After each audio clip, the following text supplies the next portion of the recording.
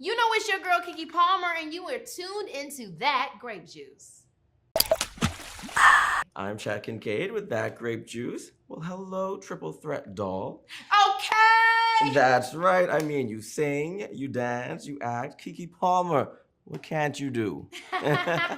Listen, this Just Keke album is amazing. 3 acts, a visual album. I mean, you're really telling your story, right? So, how did this concept come to be? You know, that Virgo mind, how did that come to be? Oh man, how did it come to be? I know we were initially in the studio, we're talking about a show, like the Keke show. And then I started thinking about my talk show I had, Just Keke. And then I started thinking about like, what is a variety show? Like, how can I encompass all these different vignettes? And so that made me think about the music videos being sketch. Yeah. And then I was thinking, okay, now I have to figure out how to give this context, how, you know, let people know how they're going to be entering this visual album. And that's when I came up with the teasers, and I felt like, okay, this is kind of like a universe. This is like a doll. Like, let's start with the me as the product that's folding the showbiz. This is the product, this is the show, and this is the show within the show. It's kind of like embedded using embedded narrative as the device. Listen, let me tell you something. This era of you with this auburn hair is Oh my gosh! it's giving everything. But let's get into these songs. Offscript. Listen, when you said I let you get me pregnant, I was the one saying, oh shit.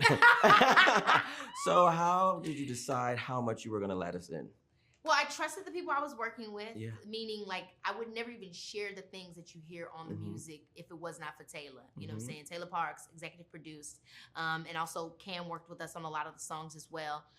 But yeah, when in those conversations we were having, those were the things that were coming up. And as we started, I think it's also the way that the songs are structured. Like they're so soulful and there's so much heart to it. It's not for shock value. I think that's the big thing is like, I didn't make an album to answer somebody's questions or to give shock, but I did make this album to like actually speak to this moment in my life and grow through it artistically. So yeah. And of course, I love the play on words, a Keke and the Bee. Yeah. And you are the queen of one-liners, so raunchy and Givenchy. Okay, little side of raunch. And perfidy. So how did you come up with that word? Because I went looking, I was like, what the hell is perfidy? So yeah, of course, working with Taylor. Thinking about the interludes and thinking about, again, like story. I'm always thinking about a storyline and making sure that the narrative is clear. And pretty much when I'm thinking about how we enter confessions, that's when we thought about like, oh, what if it's spelling? Like, what if it's like a little shout out to Akila and the Bee, Keke and the Bee. And then I found that word because it was a word about betrayal. And that's like kind of the entry point of that next chapter of the album, or that next act, I should say. We go from, wait a minute, how did I get here, to love story, to betrayal, to now here's where we are. And speaking of My Confessions, I just thought that was so brilliant. Especially, I think that was the incident that really kicked everything off. And you know, sampled My Confessions. So how did that song come to be, the idea, all of it?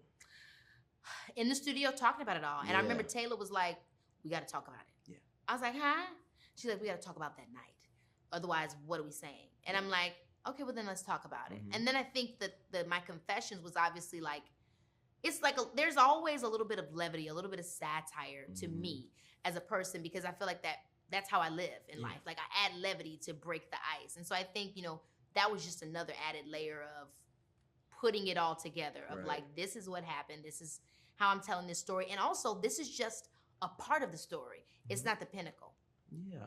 And speaking of inspiration, there's Moesha, there's Sex in the City, there's Beyonce, and there's even yourself. You reference yourself, how meta, right? But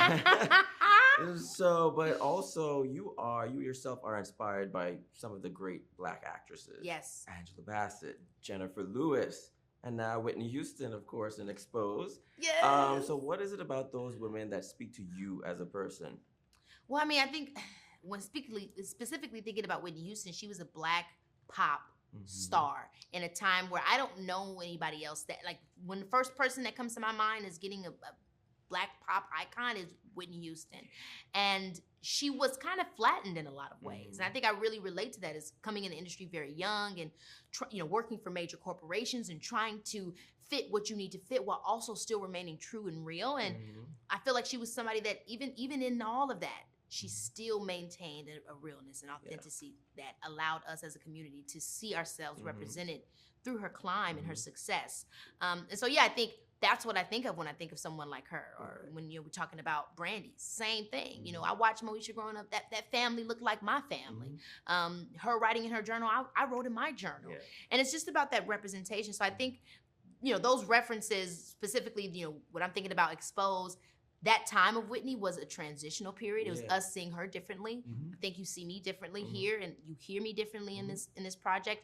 And then the Moesha, the Brandy moment is like, that reflective, which is a thread from the beginning when I'm having that reflective moment with Issa Rae. And so just kind of tying all those things together, though, that inspire me, but also ring true to this moment in my life. Yeah, I love that. And let's talk about fans, right? T-Boo, yes! Right? So that's a song about the public thinking they know everything, but they don't know shit, right? So obviously we've grown up with you, but we, as much as I'm having a kiki with you, I don't know you, nor in the same way that you don't know me. So how do you continue to be our girl while maintaining those boundaries with the public?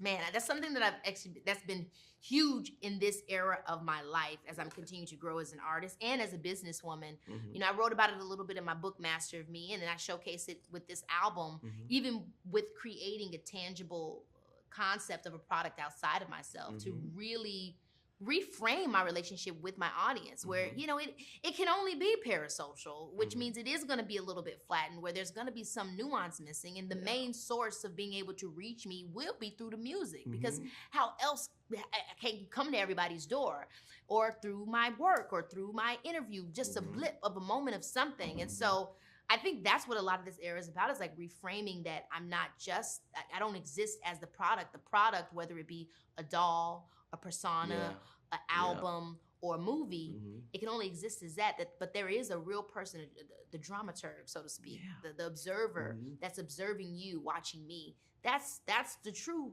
person, and I wish we could know each other deeper, but it's just like how life is. And so hopefully my work can transcend my experiences that reflect your experiences, and we can meet in the middle somehow. Yeah.